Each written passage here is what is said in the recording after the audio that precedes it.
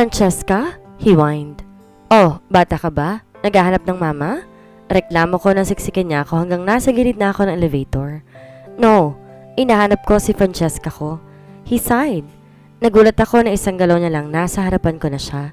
His perfume reached my nose, intoxicating me. His large frame covered me as he placed his hand above my head, leaning a bit so he could watch my face. Don't you like me anymore? My heart quickened. Nasa verge na muntik ng rurupok pero mas matibay ang damdamin natin sa kahoy. I even lifted my chin up to look at him pero sa ginawa kong yon, nagdikit lang ang labi namin. My eyes widened. I saw how he lowered his face more before I could even move and press his lips against mine. Francesca, please. He begged on my lips, touching my waist. Nagwawala ng kalandian ni Francesca sa loob-loob, kaya nilayo kong ulo kahit bumangga na ako sa likod. Hindi lang siya mahalikan. Hindi mo ako madadala sa lambing mo, Mr. Yellow? I hissed. Hindi na kita crush. Infatuation lang yung dati. I thought you were my Miss Persistent. He asked, caressing the small of my back. Not anymore, sagot ko. Nanlalaki na ako ngayon din, Jericho. Di na kita crush. Let's talk, he said. Binaba ang dalawang kamay. Pinirmi yon sa bakal na hawakan sa may gilid ng elevator. Itinabing niya ang ulo para pagmasdan ako. Jericho, I hissed. Pester me again, he said. I promise I will notice you always. Oh, wag ako. Stone cold ka kaya? Taong yellow featuring ba to? I rolled my eyes and when I heard the sound from the elevator, mabilis akong tinulak siya at lumabas. Pero sumunod naman ang loko. Okay. I'll do my best to be, talkative. Look! Marami na ako nasabing salita. He exclaimed behind me while I was busy checking my room number. I can talk 1,000 words now. You like this? I'm talkative. Sigaw pa niyang nang-ieskandalo kaya inirapan ko siya pagkalingon ko. Shh! Ingay mo naman, Doc. I hissed but he marched and placed his hand on my shoulder. You're louder. I remembered you when you moaned my name. He whispered kaya bumagsak ang balikat ko. Mariin ko siyang nilingon at gumisi siya sa akin na mukhang inosente. Jericho! Bastos na to. Huwag kang maingay baka sabihin na nakakarinig. Kaladkarin ko ka sa'yo. Reklamo ko pero ngumuso lamang ang gago. Jericho na lang, he said. Diba, gusto mo tinatawag akong ganon? I kicked his foot and he gasped. Mabilis kong siniko ang tiyan ni Jericho at nang matumba na siya sa lapag, napatili ako at dalidaling hinila ang maleta at napuntahan ng kwarto. He was glaring at me from afar while touching his foot and I smirked, waving at him. Bye, Jericho! I exclaimed while waving my hand. Wala kang bayag. You! He ran even if he is hurt, kaya mas lumakas ang tili ko.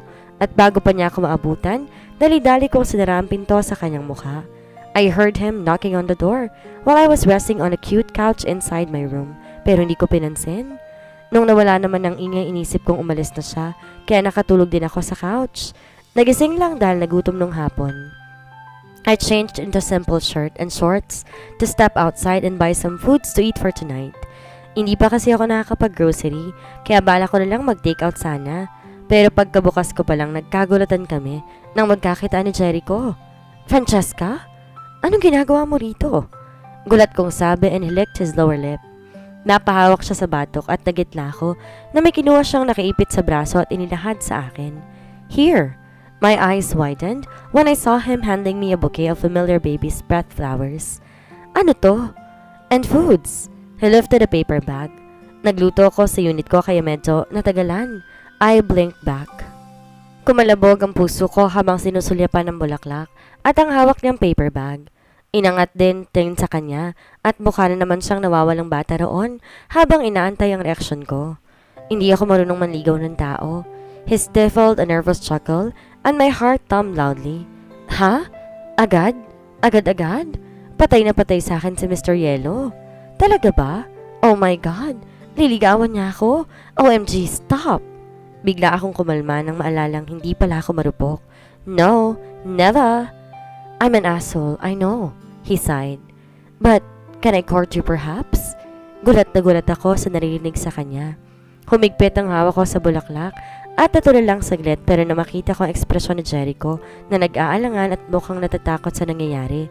Kabaligtan ng madalas na walang pakialam na mukha niya. Ngumiti ako ng matamis. He was shocked upon seeing my sweet smile but he relaxed. Napabuntong hininga siya at tumaas ang sulok ng labi. Can I court you? He asked and my lips protruded. Aw, super sweet naman, I said in the sweetest voice, lifting my hand to touch his nape, tiptoeing so I could see him habang mas binababa niyang mukha. Really? He asked. Smiling a bit and I moved closely.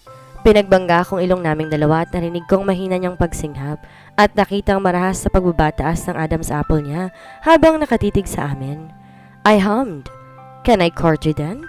He asked, lowering his lips to catch mine, pero mabilis akong umiwas at lumapit sa kanyang tenga. Pasimpleng nagpatak ng halik doon. Francesca? He breathed. Can I court you? Lelang mo ligawan mo. I whispered sweetly and I felt him stiffened. Paano mo nalamang gusto ko ng baby's breath na flowers? Tanong ko habang inilalagay ang binigay niyang bulaklak sa vase ko. Hindi ko na mabilang kung pang ilang beses na ni Jerry kong binigyan ako nito ngayong linggo. Secret, he answered, fixing our food on the table. Wow, ang lakas! Nguso ko at inamoy ang bulaklak. Dati lang, ikaw yung taong literal na may isang salita, tapos ngayon may pa-secret kang nalalaman? Sabat ko. Naglakad palapit sa kanya at nakita ko ang pagtaas ng sulok ng labi niya at sumulyap. Well, I've learned from the expert, he smirked. You! Pinanliitan ko siya ng mata. Pairap akong humawak sa upuan para umupo at makakain, pero pinigilan niya ang kamay ko kaya't nagtataka ko siyang silulyapan. Let me lift a chair for you, babe, he said. Nagulat ako at biglang nag-init ang pisngi. Nagugulantang pang tinitigan siya. Plastic nitong taong yelo na to, I commented. Parang dati lang halos ihambalos mo na ako sa upuan na. You have ways to ruin the mood. He spatted. Halos parasahin na ni Jerry ko ako paupo, kaya natatawang naupo na ako. Hindi nga kasi ako makapaniwala, Jericho. Parang nung nakaraan, kailangan ko pang guhitan ng smiley face yung mukha mo. Parang umiti ka, tas ngayon? I am not the person I am yesterday, he insisted. And do not pretend as if you don't like it. Excuse me? Tinaasan ko siya ng kilay. Sino nagsabi sa'yo gusto ko nga? You're blushing, babe. He smirked when he saw how stunned I am. Binasa pang ibabang labi habang nauupo sa harapan ko. Like that, you're blushing again. Okay! Napahawak ako sa pisngi ko. Hindi excuse me. Don't worry, you're still beautiful, he said seriously, tilting his head a bit. His hooded jacket, jet black eyes are staring intently kaya kumuso ako at biglang impit na napatili. Malandi ka, I hissed. Sinipa ko ang paa ni Jericho sa ilalim ng lamesa at biglang umangat ang sulok ng labi niya at mahinang tumawa. My adorable babe's blushing, he commented. Can I hear an oink-oink? He chuckled handsomely and I took the table napkin and threw it on his direction but he caught it mid-air. Shh! Huwag mo akong landiin at di pa stable ang mental capacity ko sa kalandian isang taong yelo. I hissed, earning a chuckle again from him. What? You're the weak one now, huh? I thought you'll melt the ice with your warmth and charm, Francesca, he asked. Tumatayo habang hawak ang table napkin. Pupunta sa pwesto ko. Oo nga, kaso diba changed person nga ang magandang Francesca na to kasi wala kang bayag? I asked and he chuckled. Marahang nilalapag ang table napkin sa gilid ng lamesa ko at ipinatong kamay sa may likod ng upuan ko. Nakatayo pa rin sa tabi ko. Who says I don't have that? He asked kaya mabilis ako nag-angat ng tingin sa kanya. Ano? I have a big one, a very big one. He smirked at namilog ang mata ko nang dumakwang siya ng bahagya. Hawak pa rin ang likod ng upuan ko at pinantay ang mukha sa akin. You've seen it too, babe. Want a recap? Ikaw? Napakabastos mo. He gave me a quick peck on his lips. Namilog ang mata ko sa gulat. Jericho? I hissed. Bakit ka? He gave me another kiss, a chaste one. Medyo nagtagal ang damping yon pero naramdaman ko ang sensual niyang pagdila sa ibabang labi ko. Pasimple pang kumakagat kaya't nakayom ko lang kamay ko sa gulat at nanatiling nakatulala sa kanya. You're talkative, he commented, moistening his lips, still staring at my eyes. But I am more talkative now. Don't you think I deserve another kiss? Jericho? Matinis kong tilik at napahagalpak na siya. Mabilis umayos ng tayo at namulsa pa. What? You like another kiss? He asked, amazed. Oink-oink muna. I kicked his foot. Napangwi rin siya pero nung samaan ko ng tingin, tatawa-tawa siyang namulsa at bumalik sa upuan niya. Parang wala lang na inunat pang kamay at sumipol. Kumuha ng wine. I think I'm full. Nakakabusog pala yung halik ng maliit na piglet. Nahuli niya ako may nakakamatay na titig, kaya nakagat niya ang labi at tumikim. Okay, I'm shutting up now, he said.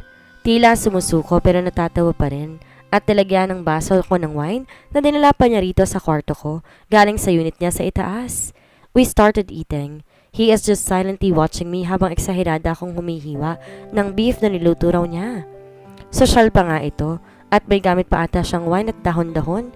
Nung niluluto na akala mo nasa restaurant kami. Ikaw nagluto? Ikaw nagluto? I asked and he nodded. Bahagyang tumango at iniangat ang plato niya. Yes, here. He answered at nagitla ko na nakaslice na beef sa plato niya at nilagay niya sa pinggan ko. Jericho? I called and he did not say anything.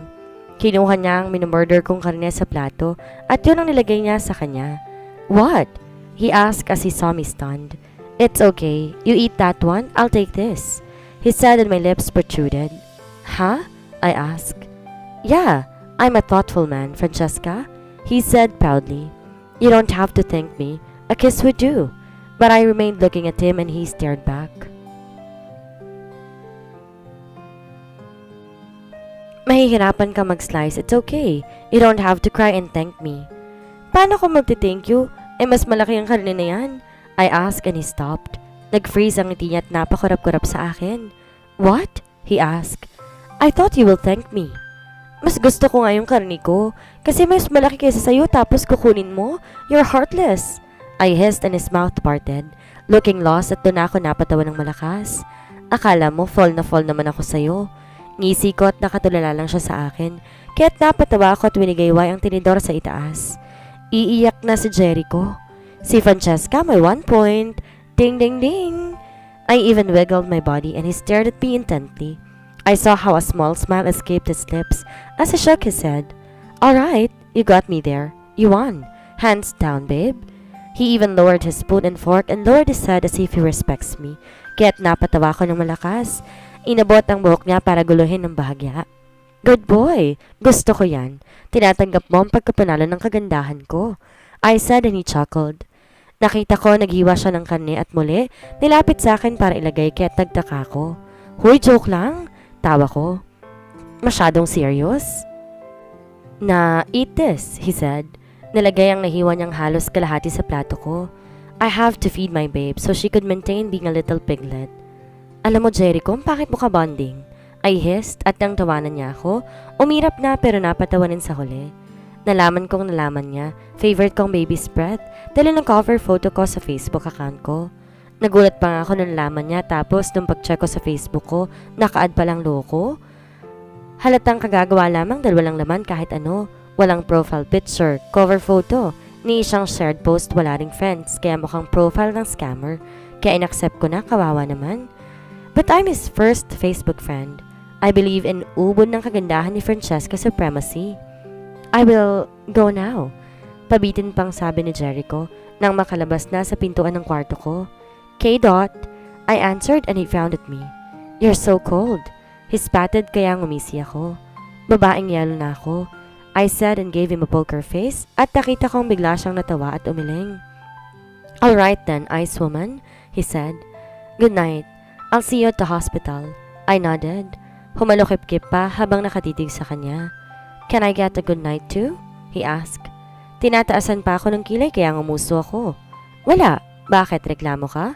Siga ko pang tanong. Demanding naman niligaw to. Nagliwanag na ang mata ni Jericho. Tumikim siya at namulsa. Tumitig sa mga mata ko. So, can I court you now? Tanong niya kaya't natahimik na ako. Nakagat ko ang labi. Naalalang biglang nasabi kaya't tumikim ako at umiling. Wala akong sinasabi Nguso ko at umatras para pumasok sa pinto. Balik ka na sa lungga, Jericho. Shoo! Good night, Francesca. He smiled. Nagwala na naman ang puso ko sa biglaang ngiting iyon mula sa kanya, kaya tumikim na ako at umayos ang tayo. Tumangulang at gumisi. Unti-unting isinara ang pintuan, pero wala pang ilang saglit, dali-dali ako nagbukas at naabutan siyang naglalakad na palayo. Good night din. Pogi mo, Doc? Tila nagrarap kong sigaw at nang lingon niya ako. At natawa, umirap lang ako at parang wala lang na pumasok pabalik sa kwarto. Tahimik na tumitili at tinakbo ang vase ng bulaklak. Niyakap yun at bahagyang kumembot. The next morning, masaya akong pumasok sa trabaho. Kinausap ko muna si nanay bago pumasok kaya energetic ako. Good morning, doktora. May schedule po ka ngayon sa visitation sa Peds Ward with Doc. Kaagad kong lumabas ng banyo at sumilip. Hello? Thank you. I smiled. Ngayon na ba? Opo. Siya po magiging senior ninyo for the residency. She smiled kaya't napatango na ako. Inayos ang suot na lab coat at ang simpleng itim na dress sa loob nito. Naglagay ako ng konting tint sa pisngi at sa labi. Inayos pang bangs bago naglakad palabas ng banyo. Kagad kong nakita ang nurses na nagkukumpul-kumpul. May kausap sa parte roon. Naglakad din ako para naman bumati. Hello, good morning. Masayang bati ko at gumiti. Medyo nagsilayuan ng nurses. Lumingon sa akin ang isang babae at namilog pa ang mata ko kung sino ba yon. Feby? Halos lumabas na ang alangala ko sa sigaw. Francesca! She gasped in shock and we're like kids. Kaagad kaming nagyakap at tumili-tili. Patalon-talon pa. Hala, Feby, dito ka rin pala? Masaya kong sabi. Oo, nakakaloka ka. Nag-quick vacation lang ako, tas pagbalik ko, narinig ko kay my loves ko na dito ka na nagtatrabaho ngayon, kaya dumiretso ko rito. She exclaimed. Oh, the girls are energetic today. I see. Naghiwalay lang kami mula sa pagkakayakap ni Feby nang marinig na may nagsalita. Doc! I smiled. Sabay kaming naglingunan at napangiti na makita si Doc Caster na nakangiti. Welcome, Francesca. It is nice seeing you here. He greeted me. Ngayon ko lang kayo nakita rito I asked. Ilang linggo na rin akong pumapasok. I just had a quick vacation. He answered me kaya naman napaisip ako. Bahagyang suminghap at sumulap kay Feby na nangisi sa akin. Nag-honeymoon kami. Francesca? Feby? Doc Caster warned at nagulat ako nang tumawa si Feby at umiling-iling doon sa amin. Joke! She exclaimed. Inaakit ko pa si my loves ko pero malapit ko nang mabingwit. She did not get to finish her words when Doc Caster covered her mouth. Napangisi ako nang hilahin niya ang huli. At sumulyap sa akin. Your PDS senior is looking for you, Doktora. Ani Caster at maliit nang umisi. Please don't mind this woman's mouth. Feby is still trying to say something pero wala nang lumalabas na maayos sa salita sa bibig niya dahil sa pagtakip ni Doc Caster sa bibig niya. Pero bago pa siya mabuhat ng huli, pinakitaan pa niya ako ng okay sign kaya natawa ko. Nagtungo ako sa Peds Ward at first time na makita ang pediatrician senior ko. He is a good man, kind and handsome. Dr. Francesca Karingal? Yes po, Doc. Francesca na lang po for short. Ngiti ko at tumangaw siya. Nice meeting you, Dr. Francesca. I'm Jonathan. Ani at bigla ako napatawa. Naiwan sa ere ang kamay niya at nagtaka sa akin, kaya't napasingap akong bigla at napalong bibig ko. Sorry, Doc Jonathan. Nice meeting you. Dali-dali ako nakipagkamay sa kanya. Sorry po at natawa ako. Namanghalang ko kasi kapangalan mo yung kakilala ko na taga sa amin. Of course, I lied just to save my face. Oh, I see. You're beautiful, Doktora. I know the kids would love to meet you. Nabisita mo na ba sila? Yes, Doc. I smiled. Sorry po, kahit wala pang guide, bumisita na ako. I chuckled. Oh, no worries about that, Doktora. Mas maganda nga at di mabibigla ang mga bata kapag may bago na silang doktor. Dr. Jonathan is a good man. John for short daw. I found out he's just the same age as Jericho at siya talaga ang head ng residency dito sa ospital sa Peds Ward at single pa. Nasama lang bigla sa usapan namin nung naglalakad at talagang palabiro siya. Nung makapasok ako sa pamilyar na simpleng playground sa Peds Ward, kaagad kong naamoy ang mabangong pabango na nasa kwarto. Relaxing pa sa pakiramdam. Hello kids, I'm back. Did you miss me? Dr. Jonathan started off at kaagad natigilan ng mga bata sa paglalaro. Doc Jonathan, Dr. Francesca. They screamed and laughed left my lips when they ran towards us. Hello kids! Namiss niyo ba si Doktora? Lambing ko habang binababa ang katawan para pantayan ko sila. Opo, namiss po namin si Doktora Ganda. They cheered and my heart felt lighter and at peace while watching the kids' lovely faces. Namiss din kayo ni Doktora. Di ko kayo nabisita kids, I said. Dahil po dyan, ponytail niyo pong hair namin. One of the girls said and a small laugh left my lips when they pulled me towards the colorful floor at nakibagbonding ako sa kanila habang tumutulong kay Dr. Jonathan na mag-check sa mga bata. I was glad and honored when he praised me. Sabi niya ngayon lang daw siya nakakilala ng aspiring pediatrician na ganoon sa mga bata kahit una pa lang. Okay, next. Sino nalagyan ni doktora ng ipit sa buhok? I asked and the girl raised their hands. Okay, Stacy, ikaw muna since ikaw ang una nagtaas. I called before smiling sweetly and I saw her giggled while hugging her teddy bear. Stacy is a leukemia patient. She doesn't have hair anymore but she's wearing a wig. At para hindi siya malungkot kapag tinatalian ko ang mga kasama niya, tinatawag ko siya para suklayin ang wig niya at iparamdam sa kanya na hindi siya naiiba sa mga kasama niya. I memorized the kids' faces and names nung pagkarating ko pa lang. Nakaka-stress din kasi medyo marami, pero worth it ang stress after makita ang ngiti ng mga bata nung malamang kilala ko sila. Oh, I love kids so much. I cannot wait to be officially a pediatrician. Tatapusin ko lang talaga tong residency ko sa pedia department at maaabot ko rin yon. Dr. Jonathan and I decided to stay with the kids for hours. Si Doc sobrang lapit din sa mga bata, kaya napapangiti ako lalo. What a healthy work environment. May binili ako mga pantali sa buhok, nasa opisina ko. Dr. John told me, na upo sa tabi ko habang inaayusan ko si Stacy. Papa Dean! Papa Dean! I was startled when Stacy on my leg stood abruptly and ran somewhere. Kasunod niya pang ibang mga bata at namangha ako sa gulat na makita si Jericho papasok sa ward. He is wearing a navy blue polo shirt and trousers. May suot ding white coat at ang seryosong mukha na wala na makita mga bata. Hey kids, did you miss Papa Dean? He said with a smile and my heart pounded when our eyes met. Opo, miss po namin Papa Dean. The kids answered at nagulat ako ron.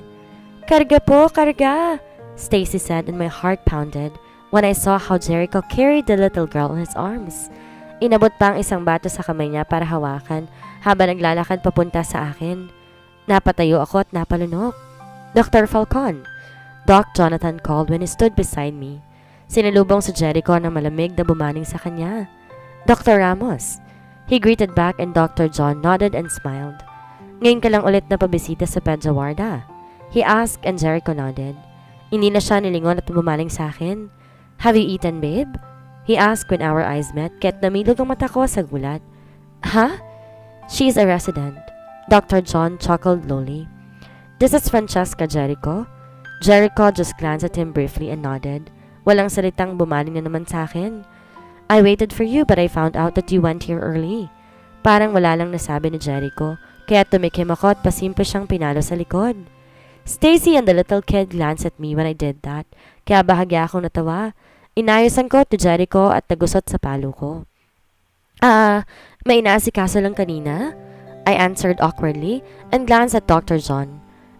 Doc, kakilala ko na po tong Doc Jericho. Nakasama ko siya sa convention abroad. Oh, he nodded and smiled, glancing at Jericho. I see. Friend ko po, I emphasized and not a moment later, the Iceman is glaring at me. I am not. I'm courting you, Francesca. Bigla akong humalakak at sinuntok ang balikat ni Jericho. Close friend ko to eh. Super funny mo talaga. Napatawa pa ako ng malakas at pumalakpak, kaya awkward din napatawa si Dr. John doon. Funny? Oh, I didn't know Dr. Falcon is funny, he stated. Sinasabayan pang awkward na tawa ko at palakpak. Papa Dean, funny! Stacy exclaimed and laughed, clapping her hands too kahit nakasabay ang ilang bata at nabawasan ng awkwardness. Comedian talaga to. I smiled cutely, pinching the glittering Jericho's cheeks. Mukhang bubugahan na ako ng apoy. I am not your friend, I'm courting. Doc. Baling ko nang biglaan kay Dr. John na biglang napatalon at napahawak sa kanyang dibdib. Oh, why doktora? Di ba hanap ka po sa nurse station? I asked and his forehead creased. I am not. Hanap ka, Doc, I exclaimed, stopping him. Really? Opo. Hilaw akong ngumisi. Tawag ko po kanina, hindi po ata narinig mo. Palusot ko sa kahihiyan sa bibig ni Jericho. Oh, I see. Napahawak siya sa batok. I'll be right back, Dr. Francesca. Let's eat lunch together. Po? Let's eat lunch so we could learn more about each other. He smiled and waved, walking away, and I caught Jericho following him with his dark, serious eyes. Parang dragon na. What the? Shh! Din Jericho? I hissed and he cleared his throat, realizing the kids are there. What the fish? He said and glanced at the kids. Do you want to see the new fishes in our pond, kids? Bawi niya sa mga bata. Opo, opo! They cheered at magkatinginan kami ni Jericho. Inilingan ko siya at bumusangot lang ang huli at tinaasan pa ako ng kilay. Ayan na, nagsusungit na naman po siya mga kababayan. The kids are happy and excited upon going outside to check on the few fish sa pond sa my garden. May mga nurse din nandito para tumingin sa mga bata at naupo kami ni Jericho sa may sementong upuan habang nagmamasid sa mga ito na naglalaro. Nagsalubong ang mata namin. I smiled and he just raised his brow at me. Hala, good morning din sa'yo, Dr. Falcon. Napatawa akong bigla at lumapit sa kanya. Ano iyan? Dr. Dean Jericho woke up and chose violence. Namimili ka ba ng mood everyday? Tapos ang napili mo yung bad mood? Kumunot ang noo niya. I saw his lips pursed before going into a firm line. Sungit? Uy! I called and elbowed him playfully. Selos ka? He scoffed. Jealous my ass? We, ngisi ko. Natatawang mas dumikit sa kanya. Nakabusangot ka kay Doc eh. Huwag ka na selos, mabait naman yan si Doc. Gwapo pa ng pangalan, Jonathan. He froze. Mabilis si Jericho kung nilingon. What? Isn't he John Ramos? Salubong ang kilay ni Jericho nang tanungin iyon. Ano? Natawa ko. John ang nickname pero Jonathan ang full. Gwapo ng name, no? Naalala mo yung papa ng baby ko? Francesca. He warned kaya't napatawa na ako. Yung hari ng dinibdibang lupa na San Isidro? Pangaasar ko pa. At dito na po nagtatapos ang kabanata ng ating kwento. Sana'y muli niyo po akong samahan sa mga susunod pang kabanata. Maraming salamat po. Ingat po tayong lahat.